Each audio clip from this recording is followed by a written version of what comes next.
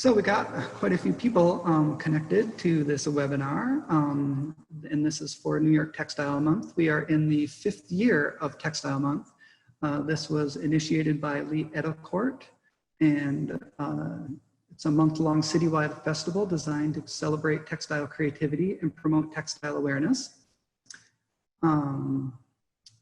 This is a multiple location event and will gather all voices and expressions concerning textiles, bringing together museums, galleries, showrooms, retailers, design studios, students, and the general public.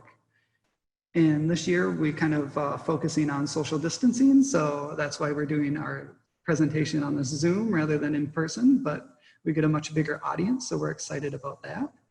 And today we have together with us Justin to talk about his weaving practice. It's exciting for me because I am myself many years of hand weaving, and I came across him just on Instagram actually, and just to see what he was creating was phenomenal to me. So I reached out to him to see if he could go further into his weaving practice, and it's so well thought and deep for what he does. So we're gonna start getting, start going on with his presentation. If you have any questions or anything, please enter them in the Q&A, and we will try to address them as the program continues. And we will hand it over to Justin.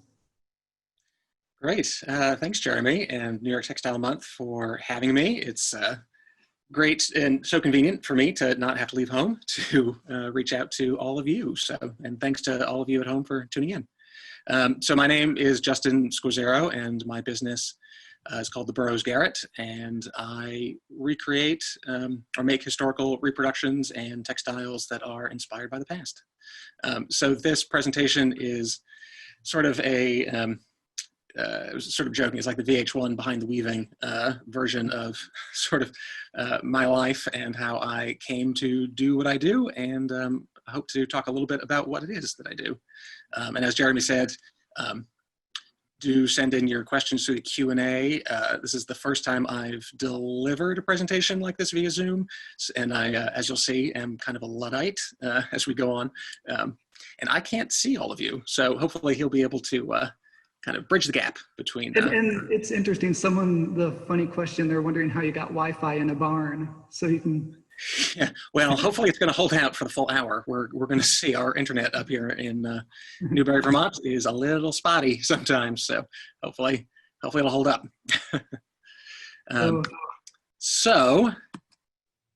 I like to start off any of these presentations with this photo. This is my parents on their wedding day in the 1970s. They met through fife and drum corps, which you might be familiar with from like 4th of July parades. Folks in sort of old time garb playing loud martial music.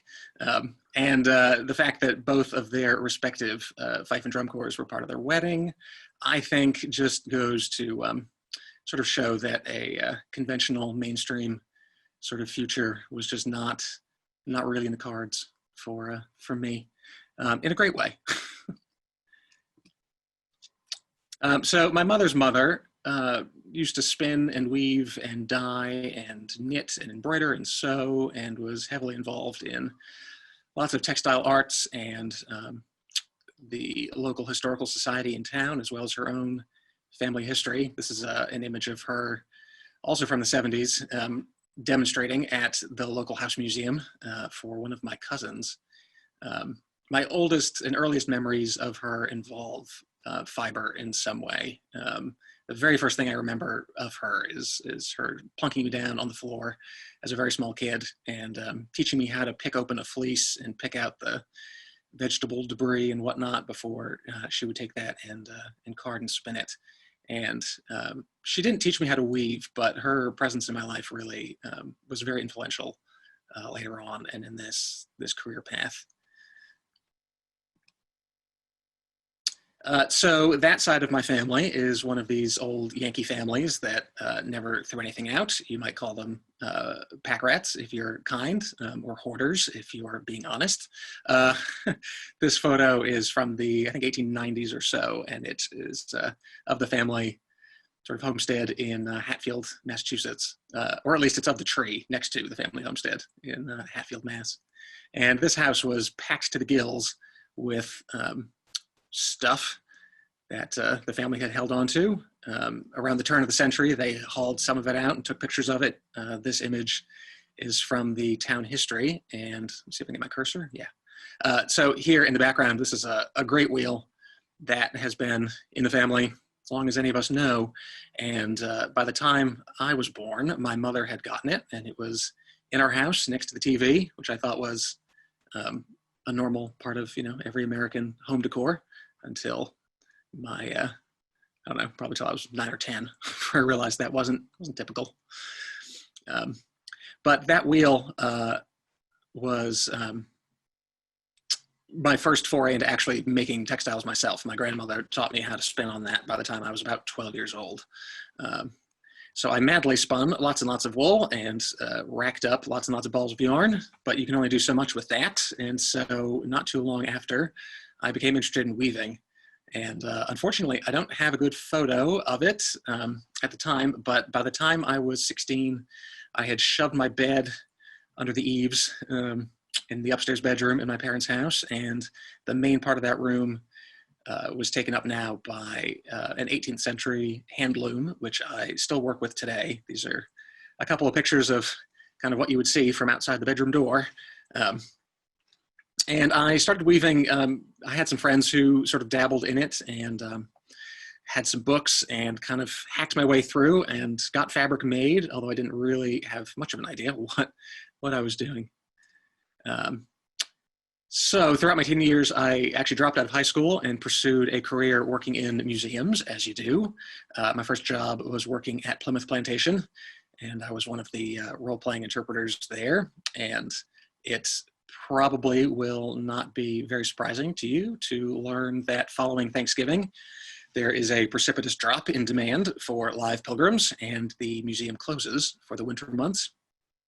And most of my department was laid off for the winter period, and then rehired again in the spring. And so during those winter layoffs, I went to Marshfield, Vermont, where I met Kate Smith, and who's on, backwards, sorry. Kate Smith, who's pictured here at the loom, and her instructor, Norman Kennedy, who's here on the right. Norman founded the Marshfield School of Weaving in the 1970s. Norman's from Aberdeen, Scotland, and he learned weaving from the last of the professional hand weavers and spinners that he could encounter, and came to the United States to sing in the Newport Folk Festival in the 60s and stayed, never went home. Kate came to the school in the 1970s and learned from Norman the traditional techniques that he had picked up there in Scotland, and those are the same techniques that had been brought to early America. They are somewhat different, though, than what a lot of people are taught today, and I will talk about that a little bit later on. So I spent several winters learning under Kate and Norman, and then my circumstances changed. I got full-time year-round museum work, working at a few other places. During those years, I had a stint as a cardboard cutout here on the left at the New York Historical Society. I worked at the Rhode Island Historical Society as well. This is a little part of an ad campaign we did for an iPod audio tour. But eventually, that situation changed a little bit. My positions were grant funded, and working in nonprofits has its advantages and disadvantages, and I was looking for a change. And at that point, fortunately for me, Kate was actually looking for some weaving help. So I returned to Marshfield, Vermont, and actually moved into part of her house here, where she runs her business called Eaton Hill Textile Works. And so Kate has been working in the same tradition and weaving reproductions of historic fabrics for private clients and museums for over 30 years now. And working with her gave me a chance to really sort of train in the old way, to have kind of what, you know, the closest thing to an apprenticeship that you could hope to get. nowadays. So I'm just going to go through some of the projects that we worked on and some of the interesting things about them. Again, if you've got any questions about anything, send those questions into Jeremy, and Jeremy, interrupt me if anybody's got something. So this is an image that is a little hard. I'll try to decipher what's going on here. This area here, this is actually a page of a book that is a photographic facsimile of a sample book or sort of collection that was put together by a guy in Sweden named Anders Birch in the middle of the 18th century. And this kind of encyclopedia was used as a kind of a record of all of the fabrics that were on the market at the time. And among them are dozens of pages of these fabrics called kalmankos, which were woven in Norwich, England, and exported to Sweden and other parts of the world. These fabrics have these kind of crazy, beautiful, bold stripe patterns, things that you probably are not associating with 18th century textiles. And so that book is available as a reprint today in actual size. And so we selected this sample image here to reproduce. And so Kate and I naturally dyed, I think it was about 40 different colors in order to get this particular textile. There are a number of different colors that create the gradations here, the blue and the green yellow stripes. And then we hand wove it and glazed it and set it right next to the sample book to test how well we did. And I think we were pretty close, pretty good. This is an image of some checked linen on the loom. When I first came back to work for Kate full-time, she had just received an order for 50 yards of this hand-woven checked linen and 125 yards of hand-woven checked linen tape. That order was placed by the Betsy Ross House Museum in Philadelphia and was used to create this suite of bed hangings, window curtains, and chair slip covers. It was a really fun project to be involved with, and always great to see this stuff come together. One of the other cool things about this project was that all of this sewing was done by their interpreters. Betsy Ross was an upholsterer in the 18th century, and this is the kind of work that she did professionally. She did a lot more of this than flag making, and so so these hand-woven fabrics and trims were then actually used by their interpreters on site to create all of these furnishings that were then installed in the museum. One of the connections that someone, Lynn, has a little shout out from Aberdeen, Scotland, which is fun. Hello, Aberdeen. And someone's wondering, what's Kate's last name and the name of her business? Kate Smith. How do you spell that? Smith, S-M-I-T-H. Okay, and the name of her business was? And the business is Eaton Hill Textile Works. Okay. E-A-T-O-N, Hill Textile Works. And you can find her at eatonhilltextiles.com. Thank you. Keep on going. Absolutely. So this is just a little in-progress shot of beaming on a 43 or 45 yard worsted wool warp, naturally dyed with indigo. That was then woven off and embossed. One of the things that Kate has, a skill that she's really resurrected, is this technique of embossing worsted wool fabrics. This was an incredibly popular upholstery fabric during the 18th and 19th centuries. It was sort of I think, kind of a cheaper version of much more expensive figured silks, either in damasks or brocades. So you would weave this fabric as a plain weave, and then a heated metal plate that has a design etched into it is then stamped onto the fabric. And because wool is a protein fiber, it will take that design and hold it. And if you've ever accidentally over ironed a piece of wool, you know that it gets very shiny. So the areas where the plate strikes get glossy and the background is fairly dull. And to my knowledge, there really isn't anybody else producing this fabric today. This sofa is owned by the DAR, and it's located in their national headquarters in Washington, D.C. So this is an overhead shot of a piece of what was called Venetian carpeting in the 18th and early 19th centuries. It's a striped, warp-faced rep weave type of carpeting. This particular design comes from a draft book from a weaver named Silas Burton, who worked in and lived in Stratford, Connecticut in the late 18th century. We have this idea of, I think, historic furnishings as being quite dull and boring, but as you can see from this this stripe and this carpet, that's not the case at all. One of the things about this project is that he has many pages with notes on stripes for his carpets, and he'll tell you how many warp yarns or warp ends of each color to use in their order, but there's a lot of room for interpretation there. When he says orange, there's a huge range of what that color could be. So we actually worked with an early 19th century dyer's sample book that someone, its original owner, presumably, actually dyed samples of all the recipes in that book and then pasted them inside the cover.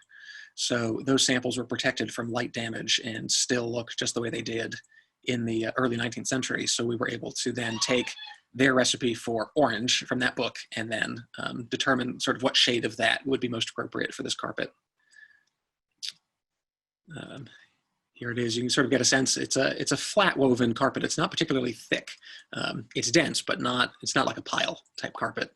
But here it is winding up on the cloth beam, and then installed in Dumbarton House in Georgetown, also near DC. And I just love this whole installation. There's a floor cloth that is faux painted to look like marble. I think ebony flooring. There's hand block printed wallpaper, and then this carpet really gives you an idea of the sense of sort of texture and pattern that was popular around that time.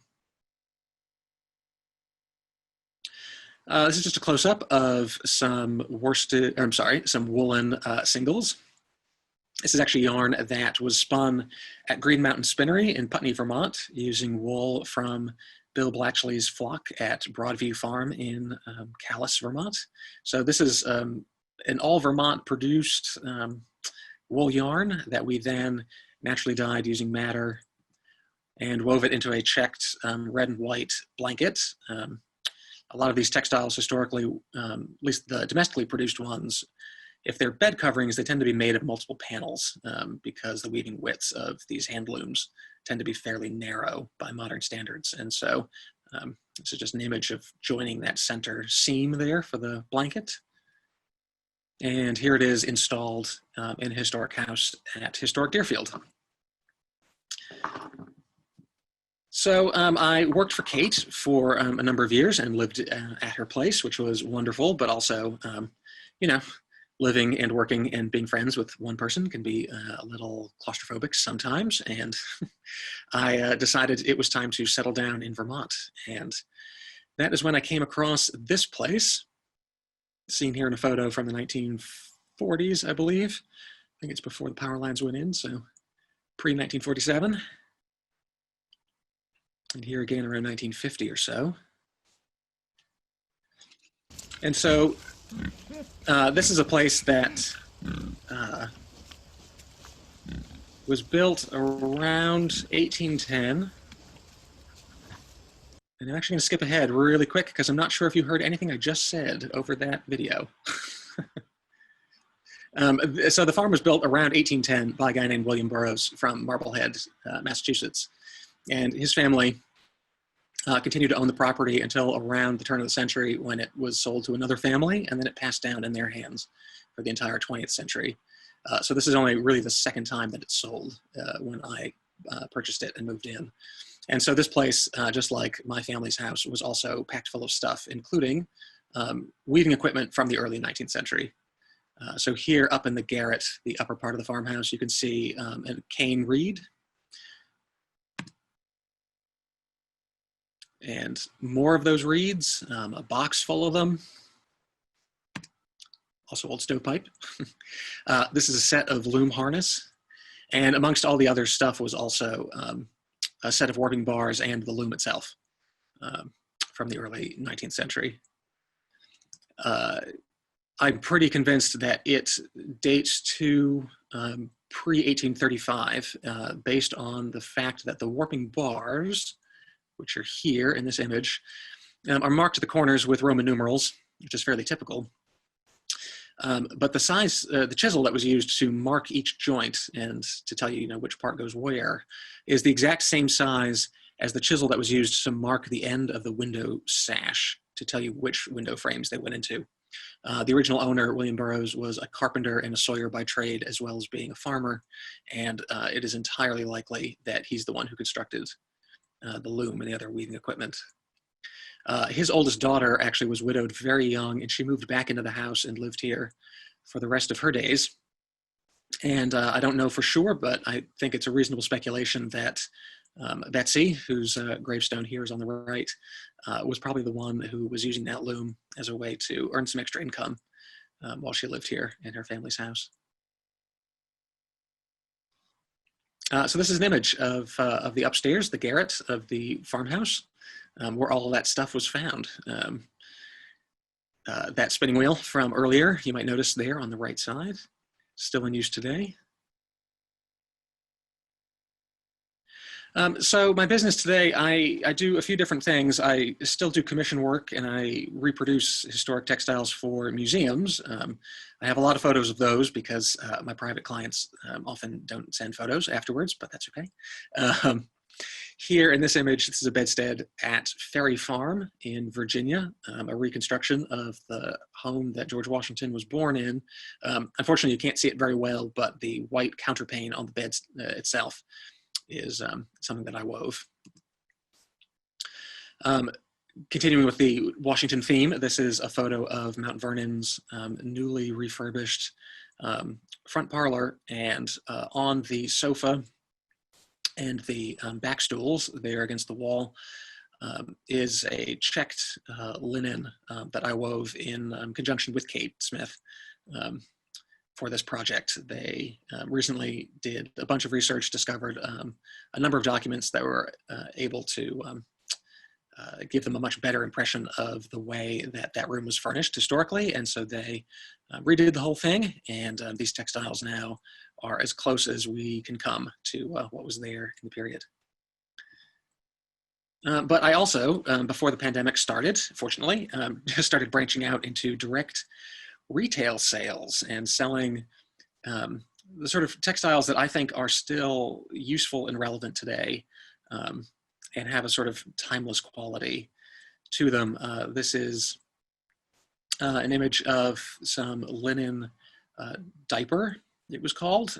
Diaper is a linen, originally a linen fabric, later cotton fabric, that is just covered all over with a geometric design. It was used a lot for table linen and kitchen textiles, as well as furnishings and even some apparel. Later on, it became associated with baby clouts, as they were called earlier, and what we think of as a diaper nowadays. But traditionally and historically, diaper is actually just the name for a kind of fabric. And so here's one of those towels in its natural habitat here next to my cook stove. And fold it up. This is a close-up of a singles cotton warp, a fairly fine number 10 singles cotton that I wove into a cotton wool striped blanket based on one woven in the 1850s, not too far away in New Hampshire. This is all naturally dyed using indigo, kutch, and madder. And in a design that, again, I don't think we associate with historic things. It, to me, has a very kind of fresh look and feel to it, but also feels right at home here in this 1810 house. So I wanted to talk about tradition a little bit and traditional technique, because that is something that is, to me, just as important as the actual stuff that I'm making. To me, or by purchasing and by still using these sorts of fabrics and textiles, we keep alive skills that we have developed over the course of centuries. And I thought I would just try to illustrate that with one part of the process. I was taught by Kate, and she was taught by Norman, to warp using warping bars, as they're called, and by using multiple ends at the same time. This is a technique that when I first started weaving, I did not see referenced in books. I didn't know of anybody who knew how to do it. I didn't see it talked about. And yet it is one of the oldest skills that we still have. This image is from an Italian source from that is literally now just about 600 years old. You can see here, this woman is winding a warp on the bars on either side, and she's using, in this image, 12 spools. This is a painting depicting the worsted manufacturing in Leiden in the Netherlands from the 1590s.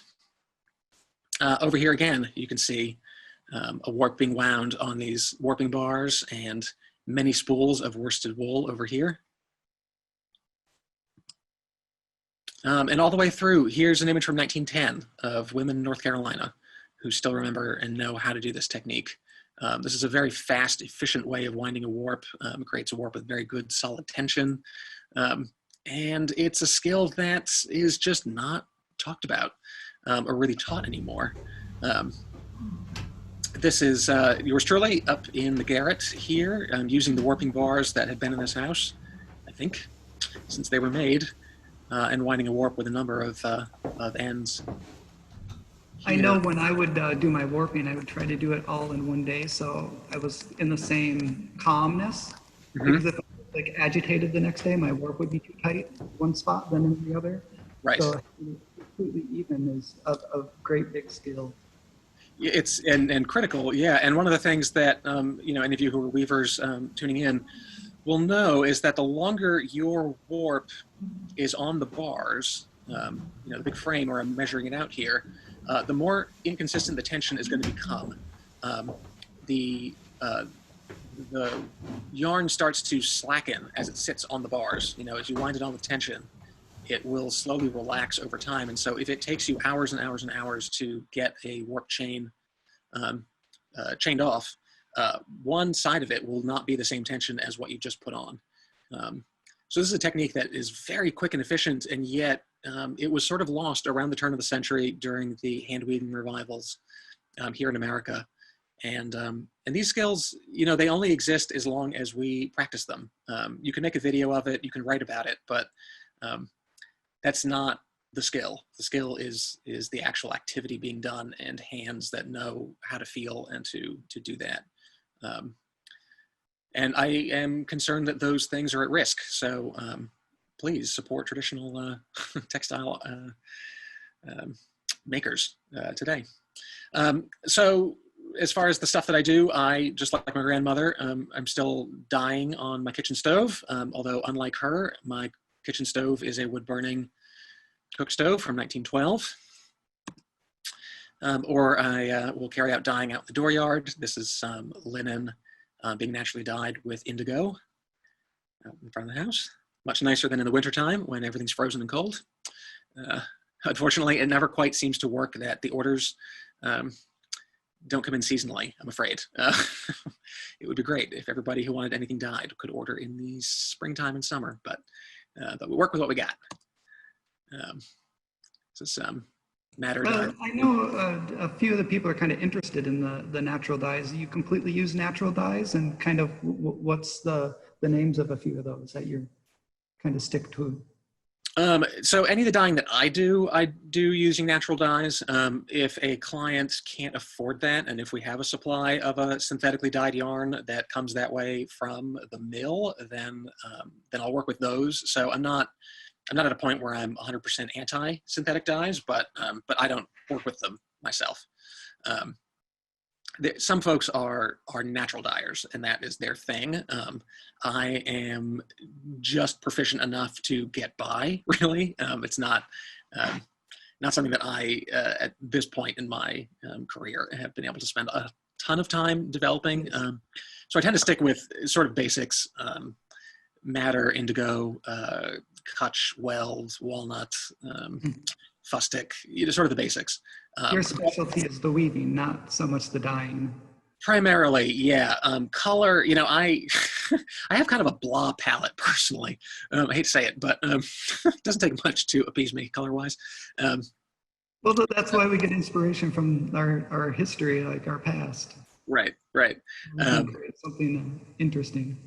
Yeah, and I think they're really beautiful. I mean, for me, the colors themselves don't have to be all that complicated to have a really beautiful sort of depth of color and complexity just in their own right. So yeah, so that's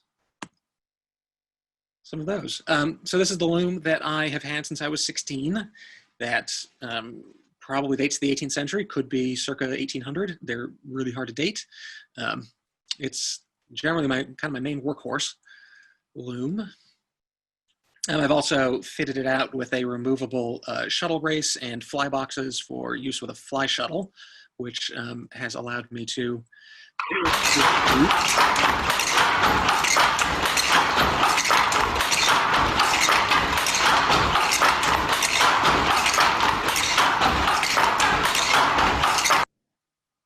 I know like that video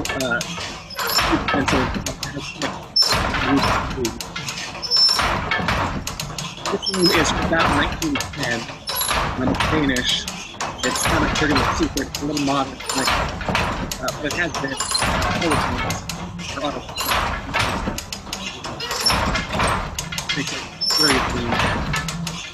You can hear how loud the weaving is. You can barely hear you talking. Hi, sorry. Yeah, so that the fly shuttle.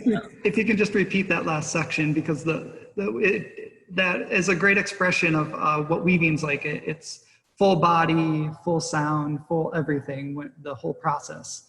Absolutely. So that video is a great expression of that. So if you can just repeat what you were kind of saying before.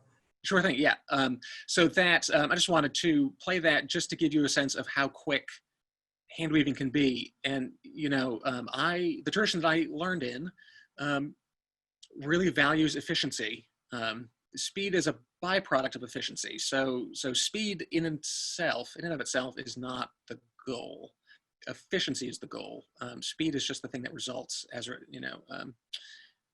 through that efficiency. And so efficient technique really, a lot of it is just spent getting rid of the motions that are not necessary. And once you can remove all of the extraneous motion and time, speed is what sort of naturally results from that.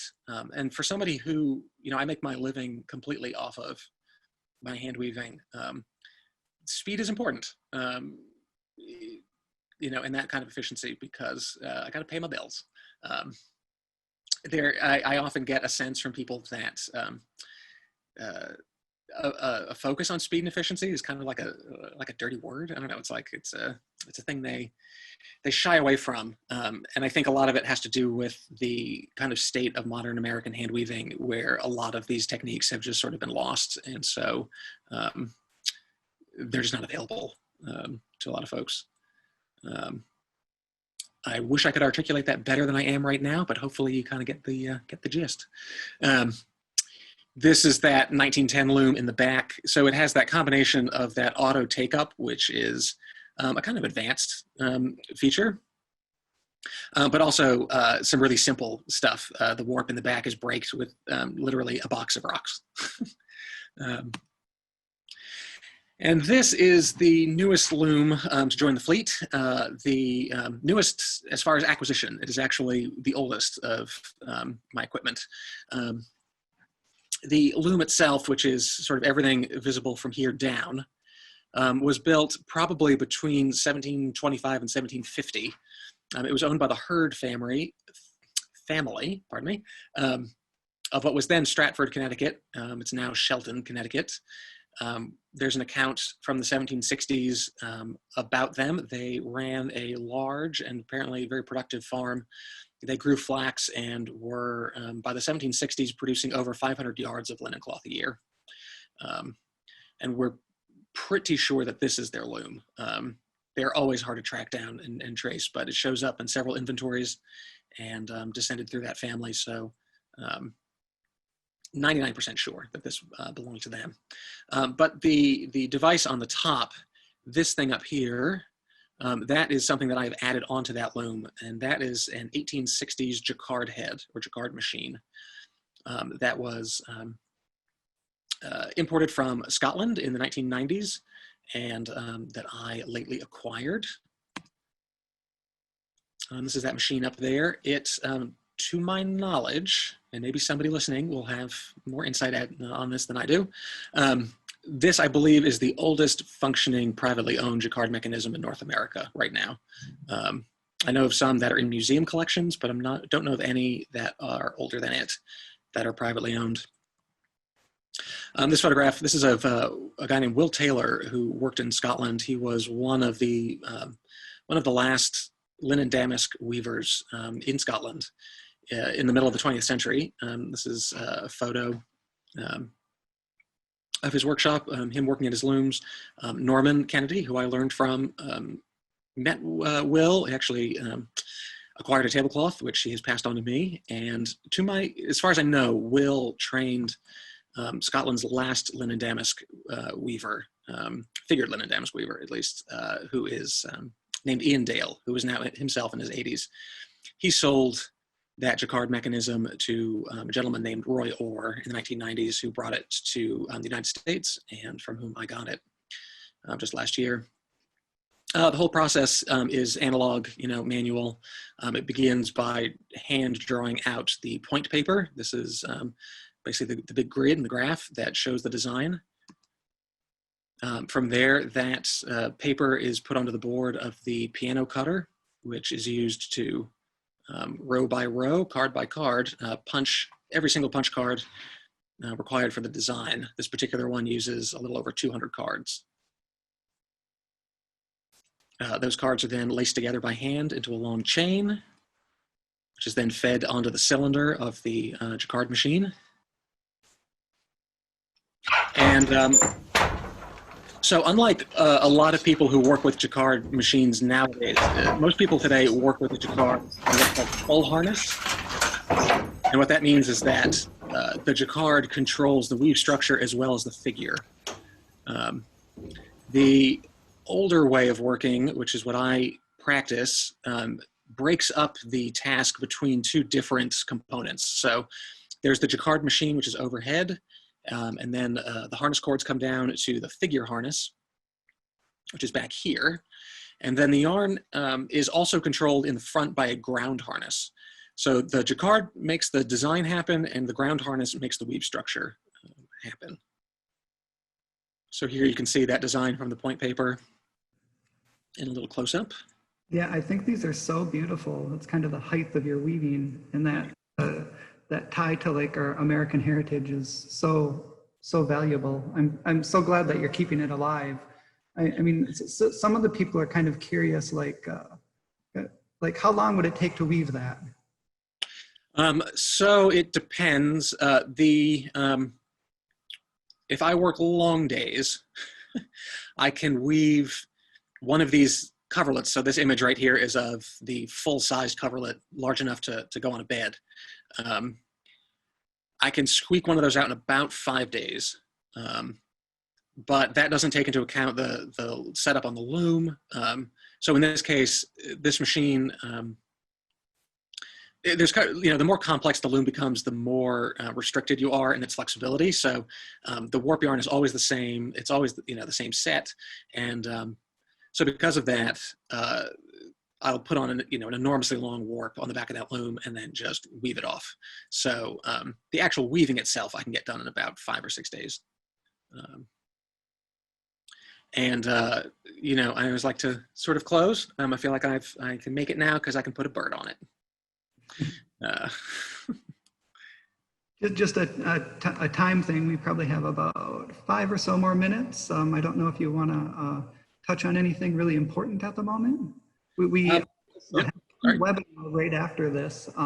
So if you want to jump to Textile Month and check out our next webinar, which is starting right at 1 o'clock. So that's kind of why we need to have a 10-minute break in between. So we can kind of get Justin to touch on some highlights right now, and I'll check over the Q&A and see if there's any questions for him. Yeah, I was just going to say this is the final slide. If anybody is curious about anything, do let me know. I hope you can come away with this with an interest in traditional technique and its preservation.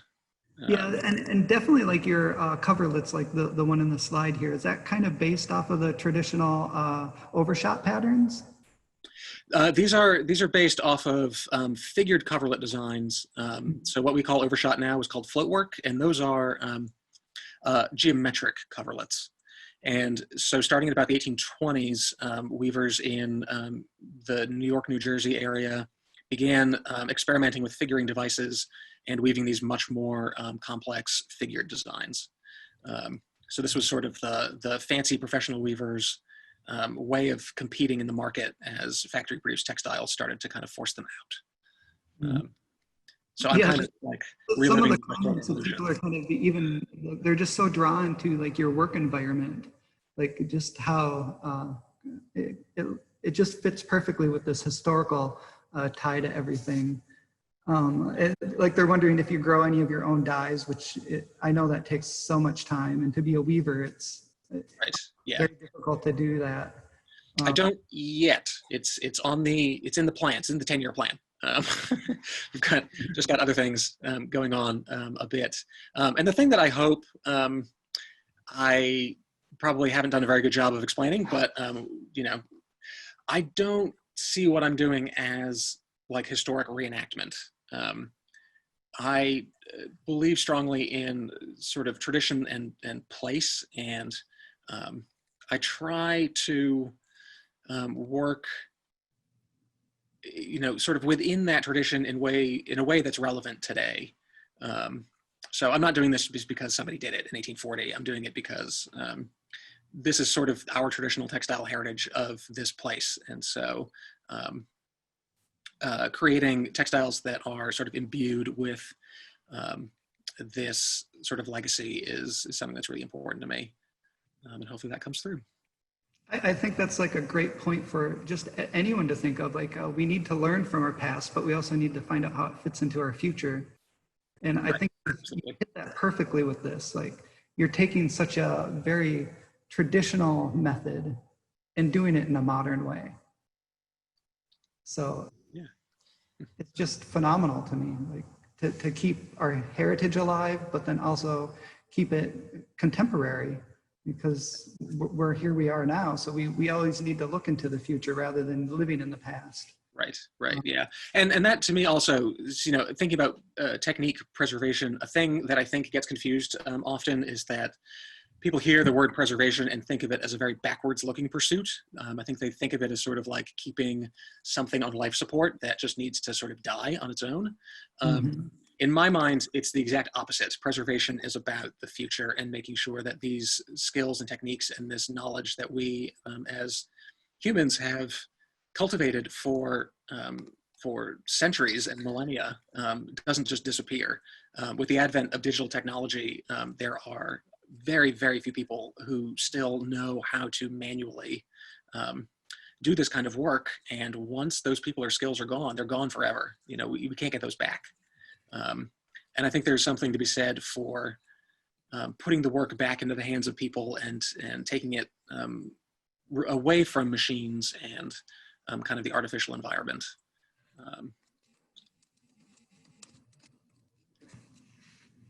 Well, but we're getting close to our ending time, so we can get our next program put up. I'm trying to, if I get to it, we have Dictionary of More with Less, which these two fun ladies are putting on for us, and they are Deborah Rappaport and Martina Dietrich. They're kind of doing a three-part series, so the next one is just their first part. They are concentrating on transforming like used textiles into new things. That they like to make crazy hats and shoes and other accessories that they weave. Kind of a contradiction, or not a contradiction, but bipolar, something different to what Justin's doing, because they're more like pink and frilly and girly and not so historical. They just do wacky, crazy things. So if you can join us for that one's coming up at 1 o'clock. You can easily connect to that if you go to our website at textilemonth.nyc, which I'm sure all of you know about, because that's how you got into this one. And then I will be hosting one at 4 p.m. tonight with the MoMA. They have a show, Taking a Thread for a Walk, and it's kind of has a few of the well-renowned Annie Albert's pieces and many other things from their exhibit. And the curator for that show will be doing the talk for that. So I hope maybe if you have enough time today, you can maybe join this one, the next one, and the third one of the day. Also, definitely check out textilemonth.nyc for all our other events. We have a huge lineup of things. It's fun. We're trying to be socially distant with the situation, so we actually get a larger audience, and it's exciting. But and I have to thank Justin for filling in his textile knowledge, which is just phenomenal. It's almost speechless. I don't know really how to express his, him sharing his skills and keeping these kind of things alive, and in a contemporary way, not just a dry, like everyone sat through a dry history speech, and he's doing it in a new, lively way. So as for that, I'm going to sign off, and we'll get this up on our YouTube channel shortly, and you'll be able to pass it around to your friends and rewatch it. So that's exciting. And I'm going to sign off. So our next host, which is Ragna, will be with Maria and Deborah on our next show. So stay tuned. Okay, thank you. Thank you. Thanks, everybody.